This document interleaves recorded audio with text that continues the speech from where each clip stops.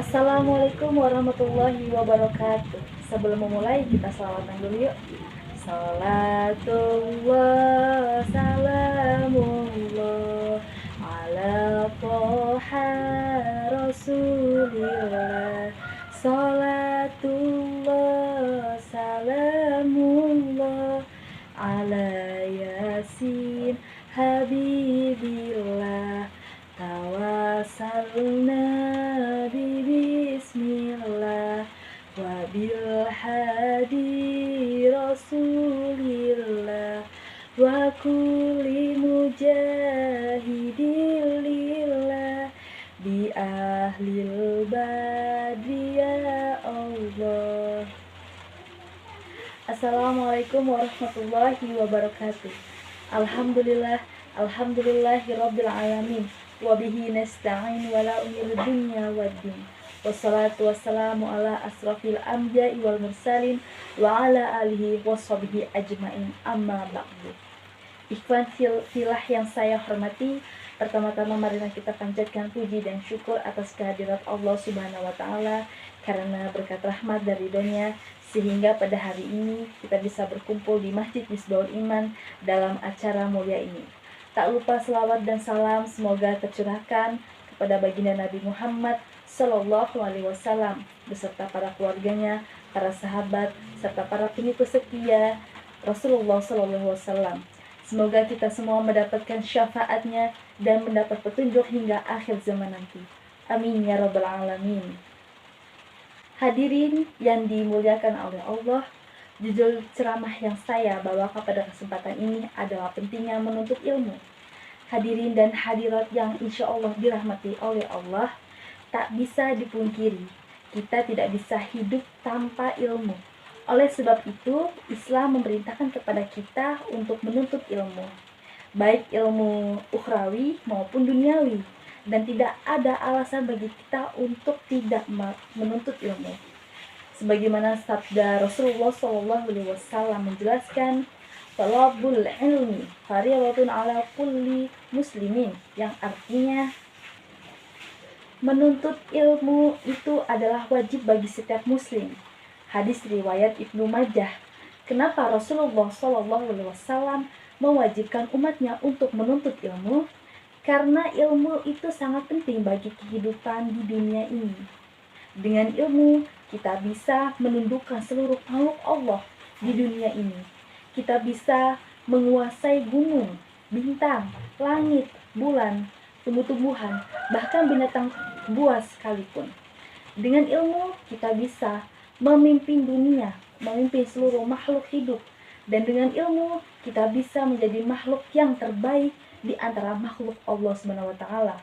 Tetapi jika kita tidak berilmu, kita akan menjadi bodoh, tidak tahu apa-apa, dan akan menjadi makhluk yang paling rendah atau makhluk yang paling jelek. Hadis ini adalah dalil wajibnya setiap muslim untuk menuntut ilmu agama. Ingat, yang perlu diperhatikan di sini adalah ilmu agama atau ilmu syar'i, bukan ilmu dunia. Makanya kita diwajibkan untuk mempelajari ilmu agama, terutama ilmu yang berkenaan dengan amalan yang fardhu ain. Karena suatu amalan yang mengikuti atau mengharuskan adanya amalan tersebut, maka hukumnya mengikuti amalan yang dituju, misalnya puasa. Puasa itu adalah kewajiban bagi setiap muslim kan? Makanya mempelajari ilmu tentang puasa adalah wajib. Dalam perkara ibadah, misalnya sholat, maka berwudu sebelum sholat adalah wajib. Dalam wudu yang awalnya sunnah bisa menjadi wajib. Bisa dibilang wajib karena wudu adalah salah satu syarat syahnya sholat. Begitu juga dengan ibadah yang wajib, maka mempelajarinya adalah suatu kewajiban juga karena mustahil kita tahu, misalnya puasa, rukun puasa gitu, dan ada pembatal puasa kalau tidak tahu ilmunya. Selanjutnya Allah tidak berkata akan memberikan harta, tapi Allah berkata akan memberikan pemahaman ilmu agama kepada orang yang Allah kehendaki kebaikan. Selama ini kita hanya kutip dengan masalah dunia sehingga punya pemikiran harta adalah tanda kebaikan yang Allah berikan. Ternyata hal ini sudah salah besar. Pemahaman akan ilmu agamalah yang menjadi patokan. Maka alangkah meruginya orang yang tidak mau belajar ilmu agama. Nah, dalam salah satu hadis, Nabi menyebutkan bahwa Allah murka kepada seseorang yang mempunyai ilmu dunia, bahkan mahir dalam perkara dunia, tapi jahil atau bodoh dalam perkara agama. Kalau kita lihat dalam realita kehidupan sekarang ini, betapa banyak seorang yang mempunyai little berderet dengan dokter, profesor, sarjana, dan sebagainya. Tapi ketika ditanya perkara dasar terkait rukun salat, maka mereka tidak mengetahuinya. Padahal kalau mau kita merenung sejenak, kehidupan di dunia ini adalah kehidupan yang fana dan hanya sebentar saja. Sedangkan akhirat adalah kehidupan yang abadi dan tidak ada akhirnya. Apakah pantas kita berusaha sekuat tenaga untuk perkara dunia, sedangkan lalai dan santai untuk perkara akhirat? Sungguh ini adalah perbuatan yang tercela. Jangan sampai kita menjadi orang yang merugi karena tidak mau menuntut ilmu. Nah, di sini ada 5 langkah pertama yang perlu kita lakukan adalah dengan mengevaluasi diri dengan jujur. Di antaranya adalah dengan melihat amalan wajib, apa yang masih kurang ketika meninggalkan atau lalai. Tanyakan lagi apakah amal-amalan wajib tersebut sudah benar dengan apa yang diajarkan oleh Nabi dan para sahabatnya. Nah, yang kedua, langkah kedua adalah bertobat kepada Allah atas kelalaian kita selama ini terkait tidak menunaikan kewajiban menuntut ilmu. Yang ketiga, langkah kita mulai dengan datang ke majelis ilmu dan bertanya tentang berbagai permasalahan agama yang tidak kita ketahui. Dalam hal ini Allah sudah berfirman dalam Quran surat Al-Mujadalah ayat 11.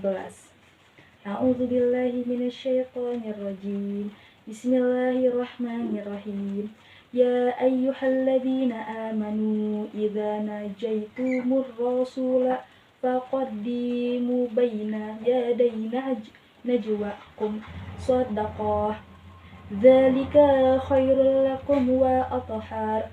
Fa illam tajidu fa innallaha ghafurur rahim, yang artinya, hai orang-orang yang beriman, apabila dikatakan kepadamu berlapang-lapanglah dalam majelis, maka lapangkanlah, niscaya Allah akan memberi kelapangan untukmu. Dan apabila dikatakan berdirilah kamu, maka berdirilah, niscaya Allah akan meninggikan orang-orang yang beriman di antaramu dan orang-orang yang diberi ilmu pengetahuan beberapa derajat, dan Allah Maha mengetahui apa yang kamu kerjakan. Berikutnya langkah keempat, berdoa kepada Allah agar kita dijadikan orang yang bertakwa dan istiqomah dalam menuntut ilmu. Juga berdoa agar kita diberikan kepahaman dan tentang ilmu agama.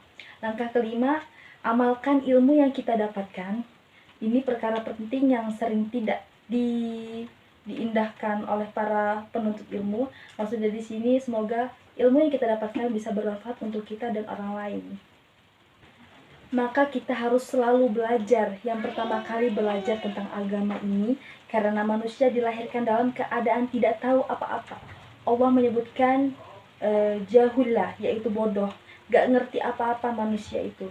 Gak ada seorang pun yang dilahirkan dalam keadaan dia berilmu, tetapi dia harus belajar terlebih dahulu. Jadi kita harus memperbaiki cara beragama kita dengan dalil ilmu ini maksudnya kita belajar tentang ilmu syar'i, Al-Quran dan Sunnah menurut pemahaman. Nah, di sini Allah sudah berfirman dalam Quran surat Ar-Rum ayat 7. A'udzubillahi minasyaitonirrajim. Bismillahirrahmanirrahim. Ya'lamuna zahiran minal hayatid dunya wa hum 'anil akhirati hum ghafilun. Yang artinya, Mereka hanya mengetahui yang lahir saja dari kehidupan dunia, sedang mereka tentang kehidupan akhirat adalah lalai. Mereka tahu tentang apa yang tampak dari kehidupan dunia, tapi mereka lalai dari akhirat. Nah, dunia mereka tahu tentang berbagai disiplin ilmu. Dunia mereka tahu tentang masalah keuangan, tentang masalah teknologi, dan segala macam masalahnya mereka tahu. Tapi tentang agama nggak tahu. Semua manusia itu wajib belajar agama ini. Apakah dia orang awam, apakah dia rakyat, apakah dia pejabat, apakah dia seorang dokter, seorang dokter, seorang profesor, sebagai anak laki-laki atau perempuan, dia orang miskin atau orang kaya atau siapa saja, semuanya wajib harus menuntut ilmu. Karena dengan ilmu, kehidupan di dunia dan di akhirat, insya Allah akan menjamin kita masuk surga dan dimudahkan segala ilmu dalam mencari ilmu, dan semoga amalan serta perbuatan kita baik. Selanjutnya, pahala ilmu tidak hanya didapat ketika dirinya masih hidup, namun pemiliknya sudah meninggal pun akan tetap mendapatkan pahala dari ilmunya. Selama ilmu ia dimiliki diamalkan oleh orang yang lain, sebagaimana sabda Abu Hurairah meriwayatkan bahwasanya Rasulullah SAW bersabda, jika seorang manusia meninggal dunia, maka amalannya terputus kecuali ada 3 hal yang bermanfaat, yaitu anak soleh yang mendoakannya. Hadis riwayat Muslim. Nah, dari beberapa dalil di atas dapat kita ketahui bahwa ilmu syar'i mempunyai kedudukan agung di dalam agama. Allah telah menganjurkan dan memotivasi untuk menuntut ilmu serta memberikan keutamaan bagi pemilik ilmu syar'i atau selainnya.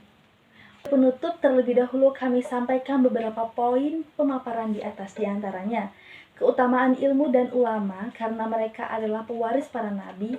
Pemahaman terhadap agama merupakan bukti Allah menghendaki kebaikan ada pada seorang hamba. Menuntut ilmu termasuk salah satu dari sebab-sebab masuk ke dalam surga. Sebaik-baik warisan seorang adalah ilmu yang bermanfaat karena pahalanya terus mengalir kepada dirinya sendiri. Nah, Islam memberitakan kita untuk mencari ilmu. Selama nyawa masih di kandung badan, tidak ada alasan untuk tidak mencari ilmu. Karena dengan ilmu manusia akan bahagia baik di dunia maupun di akhirat. Dan hadirat yang dirahmati oleh Allah, demikianlah apa yang dapat saya sampaikan. Jika ada kata-kata yang salah, saya minta maaf, dan kepada Allah saya mohon ampun. Wabillahi taufiq wal hidayah. Wassalamualaikum warahmatullahi wabarakatuh.